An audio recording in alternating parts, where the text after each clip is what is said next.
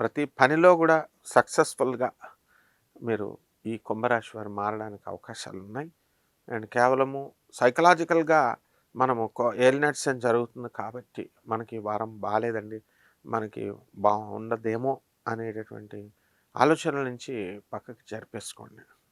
అంటే ఈ రకంగా మనము ఈ రాశి వారంతా కూడా మంచి ఫలితాలను మీరు పొందుతారు. భార్యాభర్తల మధ్య అన్యోన్యత అనేటటువంటిది ఉంటుంది. భార్య యొక్క ఆరోగ్యం పట్ల భర్త యొక్క శ్రద్ధ అనేటటువంటిది ఎక్కువ ఉంటుంది. బంధువులపైన, ఇతరులపైన మీరు అధికమైనటువంటి శ్రద్ధను మీరు చూపిస్తారు. అయినప్పటికీ కూడా కొంచెం అపనిందలు అనేటటువంటివి మీ పైన పడడానికి అవకాశాలు ఉంటాయి. కాబట్టి అనవసరమైనటువంటి పనుల్లో వేలు పెట్టకండి. మీరు మీ పనులు మీరే చూసుకోండి. ఈ రకంగా చేయడం ద్వారా బ్రహ్మాండంగా ఉంటుంది. ఇక పరిహారాల దగ్గరికి వచ్చేసరికి కుంభరాశి వారికి ఏలినాటి శని జరుగుతుంది. శని జపం చేయండి, శని స్తోత్రాలు చదవండి. శనికి కిలోంపావు నల్ల నువ్వుల్ని, నల్లని వస్త్రాలనిచ్చి పేద బ్రాహ్మణులకి శనివారం నాడు ఉదయం 8 గంటలకి దానం చేసుకోండి.